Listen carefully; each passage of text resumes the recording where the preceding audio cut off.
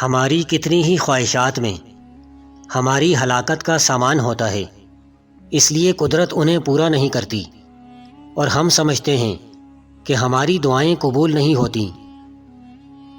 آپ اپنی زندگی سے بھلے خوش نہ ہوں، پر کچھ لوگ ایسے بھی ہیں جو آپ جیسی زندگی جینے کے لیے ترستے ہیں۔ دل ایک پیالے کی طرح ہے، جتنا اللہ کی محبت سے بھرو گے، دنیا کی محبت کی گنجائش اتنی ہی کم ہوگی۔ زندگی اتنی سستی نہیں ہے کہ اسے لوگوں کے تلخ رویوں کی وجہ سے ہرا دیا جائے۔ مسکرائیں کہ یہ زندگی صرف اس رب کی امانت ہے جس نے اس کائنات کی کسی شے کو بیکار نہیں بنایا۔ شکر ادا کریں کہ آپ سے محبت کرنے والا کوئی عام نہیں بلکہ اس کائنات کا رب ہے۔ تم کسی کا کچھ مت بگاڑو، اللہ تمہارا کچھ بگڑنے نہیں دے گا۔ اسلام اتنا خوبصورت مذہب ہے کہ مسکرانے پر بھی آپ کو اجر ملتا ہے، اور یہاں تک کہ غصے کی حالت میں خاموش رہنے پر بھی۔ گھبراؤ نہیں، یہ مشکل وقت عنقریب گزر جائے گا۔ جب آپ یقین رکھو گے نا اللہ پر، تو اللہ تمہارے لیے کافی ہو جائے گا۔ نظر انداز کر دو وہ سارے وسوسے جو تمہارے دلوں کو بے چین کرتے ہیں۔ تم مدد مانگو اللہ جل جلالہ سے، پھر دیکھو کیسے تمہاری سب مشکلات کا حل نکل آئے گا۔ میں نہیں چاہتا کہ میری ہر دعا قبول ہو، بس مجھے میرا اللہ مل جائے، یہی دعا قبول ہونا ہی کافی ہے، کیونکہ جب اللہ اور تمہارا رشتہ مضبوط ہوگا تو تمہیں کوئی دعا مانگنے کی ضرورت ہی نہیں پڑے گی، وہ خود ہی تمہاری حسرتوں کو پورا کر دے گا۔ جو کسی کا برا نہیں چاہتے ان کے ساتھ کوئی برا نہیں کر سکتا، یہ میرے رب کا وعدہ ہے۔ جس دعا نے تمہیں تہجد کی لگن لگا دی، کیسے ممکن ہے کہ وہ دعا رد ہو جائے؟ قرآن پاک کی خوبصورتی یہ ہے کہ آپ اس کے پیغام کو بدل نہیں سکتے، ہاں مگر وہ آپ کو بدل سکتا ہے۔ تم کیوں زندگی کی مشکلات پر غم کرتے ہو؟ کیا تمہیں علم نہیں کہ خدا اپنے پسندیدہ لوگوں کو ہی آزماتا ہے؟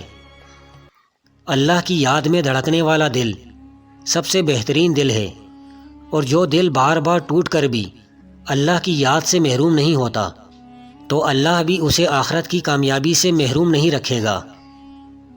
جب بھی دعا مانگو، اپنی اوقات دیکھ کر نہیں بلکہ اپنے رب کی شان دیکھ کر مانگو۔ رب کے راستے کے لیے دعا کے ساتھ ساتھ محنت کی بھی ضرورت ہے۔ یاد رکھیں، حیران کر دینے والے کام تب ہوتے ہیں جب محنتیں دعاؤں کا عکس بنتی ہیں۔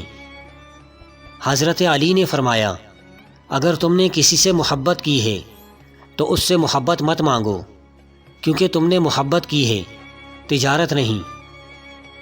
جو آدمی لوگوں کے حالات دیکھ کر عبرت پذیر نہیں ہوتا، اللہ تعالیٰ اس کے حالات سے اور لوگوں کو عبرت دلاتا ہے۔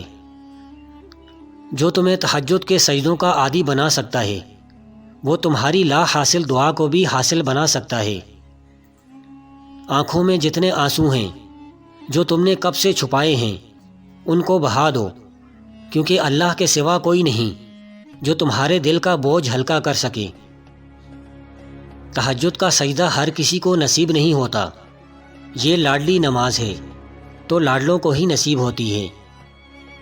ان لوگوں پر اعتبار کرو جو تمہاری 3 باتیں بانپ سکیں: تمہاری ہنسی میں پوشیدہ درد، تمہارے غصے میں تمہارا پیار، تمہاری خاموشی میں پوشیدہ وجہ۔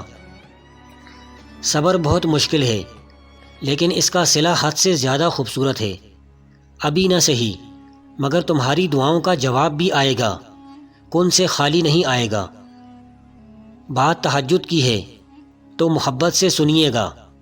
تہجد کی نماز وہ واحد نماز ہے جو مؤذن کی نہیں، دل کی آواز پر پڑھی جاتی ہے۔ اور تہجد کی طاقت تو ایسی طاقت ہے کہ زندگی دنوں میں بدل جاتی ہے، اور کبھی کبھی تو لمحوں میں۔ تہجد کی دعائیں جب نصیب کے روبرو آ کر کھڑی ہو جاتی ہیں، تب کچھ بھی ناممکن نہیں رہتا۔ تب 4 سو کن کی صدائیں گونجتی ہیں۔ تہجد کا خاموش سجدہ اور زاروں زار بہتے ہوئے آنسو کبھی ضائع نہیں ہوتے۔